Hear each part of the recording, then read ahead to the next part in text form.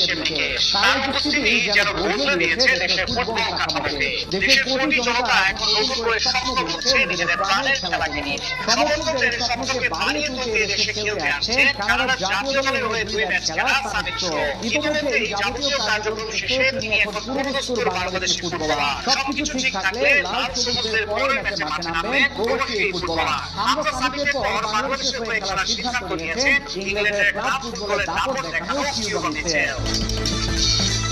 মাত্র 19 বছর বয়সে লাল সবুজদের প্রতিনিধিত্ব করার সিদ্ধান্ত নিয়েছেন এই ফুটবলার। ইতিমধ্যে সানরাইজার্স 23 দলের হয়ে দারুণ পারফর্ম করে জায়গা করে নিয়েছেন মূল দলে। সবকিছু ঠিক থাকলে অল্প দিনের মধ্যে অভিষেক ঘটতে পারে মূল দলে। তবে এর আগে বাংলাদেশ জাতীয় দলের হয়ে মাঠে নামতে পারেন এই ফুটবলার। আগামী 2 উইন্ডোতে প্রীতি ম্যাচে ভুটানের বিপক্ষে অভিষেক ঘটতে পারে এই ফুটবলার। ইতিমধ্যে তার ব্যাপারে অনেকটা পথ এগিয়েছে বাফুফে। কেবলমাত্র